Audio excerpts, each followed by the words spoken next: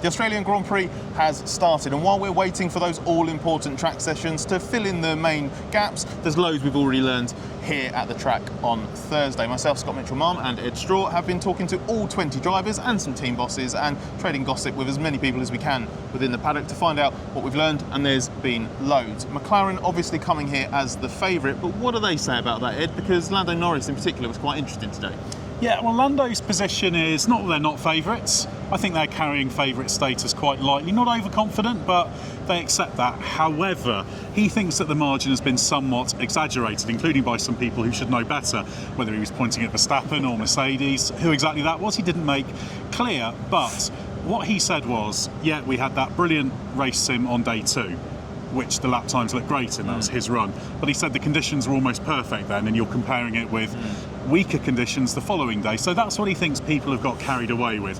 He knows the car's fast, they're going to be in there fighting, but he says not by the margin that everybody's talking about. Yeah, that race stint on day 2 in Bahrain had him winning the race against the Mercedes and the Ferrari by half a minute, and I don't think anyone's quite expecting that on Sunday, although there is at least one team in the paddock that thinks that that race run was representative if you take it for the exact conditions it ran in. Don't think that's quite going to be the case on Sunday, but that's why Friday practice is going to be so important. There'll be some more long runs there. We'll get a little bit more data. How McLaren does is going to be massively affected by what its rivals are capable of. None of the rivals really had a clean test or came away without an asterisk. Mercedes had the best test, but we all know that there are doubts over what that'll be like when it's nice and warm. But what about Red Bull, Ed? Because they looked all at sea in the test and even took an upgrade off the car, a big upgrade off the car. Where are they at here for the opener? Yeah, that's the really interesting question, what they're going to do with the floor. Our understanding is they've got the new floor here. That's going to be effectively the primary floor that they will want to run. I'm sure the old will be around if they need to switch to it. So they're going to start with that. Now, Helmut Marko told German publication Automotor and Sport that the best combination was actually the old floor and the new wing. That was the one with the gap between the nose and the bottom plane, the main plane, if you like, of the front wing.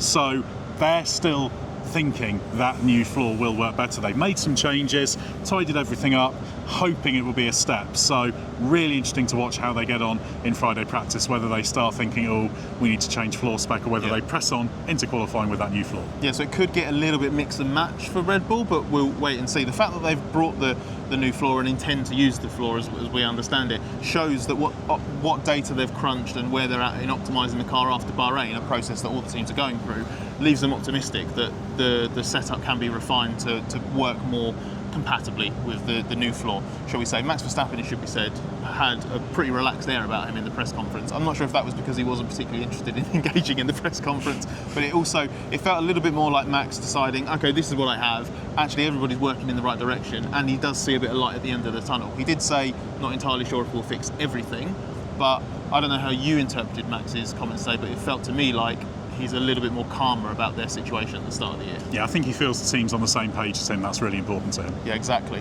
Going to Ferrari, because we talk about optimising, it feels like Ferrari might have, or thinks it might have, the most room to improve of any team at the front, just in terms of what they were working with or working on during the test itself. Charles Leclerc said today in the media session I was at that they didn't do any balance work at all through the test. He did then slightly confusingly say that they only focused on setup changes. We were talking about that earlier before we were recording. What I think he means by that is they were exploring the parameters of the car, big changes that you don't want to make during a Grand Prix weekend, don't want to make between FP1 and FP2 because the balance shift will be too massive and you'll lose too much critical track time. They never sort of zeroed in on an optimal setup for Bahrain. That's probably the case for most teams, but I got the impression that Ferrari are quite optimistic about that. It's just really a case of if it's more the case for Ferrari than it is for the others, isn't it? Yeah, exactly. I think the interesting thing with Ferrari, particularly tomorrow on the long runs, look at the comparison with Mercedes. That's the first point of call, because Mercedes looks similar on pace in Bahrain in testing, maybe fractionally quicker. So let's see where Ferrari and Mercedes are, then work out where they are compared to McLaren. Well, let's talk about Mercedes then for a minute, because there's not a huge amount to say about them that we haven't said performance-wise since testing. There are question marks over the long-run pace and tyre usage. We'll look out for that in Friday practice.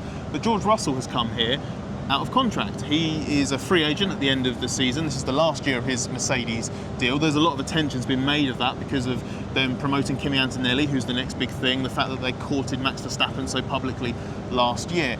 Earlier, at the very start of today, we were at an event Mercedes hosted, where George Russell was there, so was Toto Wolff, Kimi Antonelli and Valtteri Bottas. Here is what Russell had to say at that event about doing a new deal with Mercedes. We've had such a long-term relationship and so much trust between one another. We're focused on getting Mercedes back on top and trying to win races and win championships. And to be honest, in this sport, the performance speaks. So from my side, there's no pressure.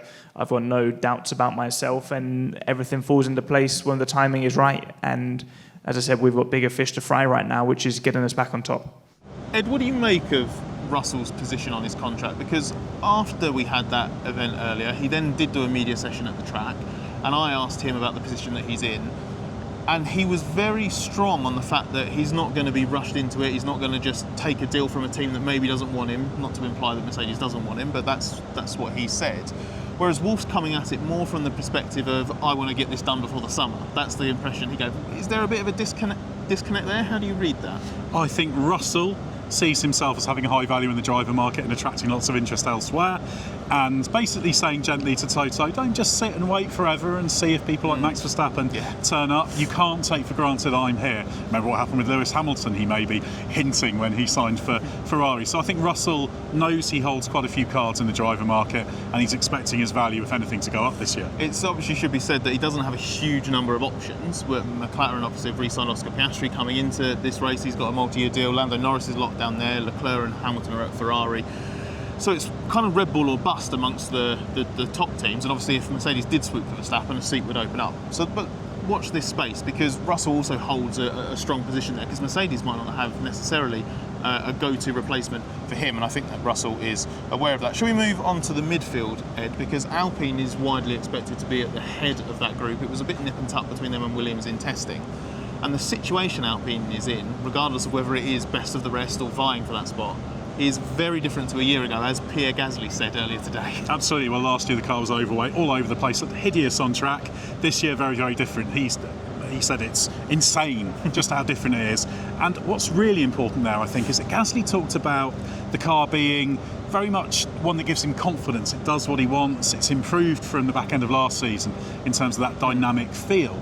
So he's very, very confident and happy with the car. That's a good sign. The car looks quick. Alpine will be vying to be the head of the midfield, and maybe they could even aspire to push up towards the top four. So really interesting to see how well they're shaping up in that midfield fight. They may have the edge on Williams this weekend. It's fascinating to hear that that's why Alpine feel that they've made such a step, because that's why Williams is so optimistic about this season. That and the fact that their preparation is so much better. Carlos Sainz talks about doing like the simple things right. You know, they've got a car that's not massively overweight. They've got a car that's not late, for example. Alex Albon said that it hasn't been compromised in the way that it was this time 12 months ago. But Albon very interestingly said it's not just the car's had a load of downforce put on it. The car's actually seems to be quicker than they expected in simulation. This is a faster 2025 car than Williams thought it might have at the start of the year. And Albon puts that down to the fact that the car's more usable, it invites more, it gives more confidence, and therefore invites the driver to push more, lean on it a little bit more, which I think makes for a fascinating fight in the midfield. One team that probably does need to understand that a little bit better and have some progress in that regard, Aston Martin. Adrian Newey started there now though, Ed. So is he going to save their 2025 season if they start slowly? He is not. Yes, he has come in since testing. They could throw him at the 2025 car, but they're not going to. Now, I'm sure he'll breathe a little bit of magic on it later in the season, but he's fully focused on 2026, already having some influence in shaping that car. He won't be sitting in on the technical meetings. Obviously, they'll have all the remote support from the factory. There will be people, despite the 11-hour time difference, actively participating in the race weekend, but Newey isn't going to. He has got far, far, far bigger fish to fry right now. Those are the main talking points in the paddock today and what we've learned, but obviously bigger lessons to come from Friday practice.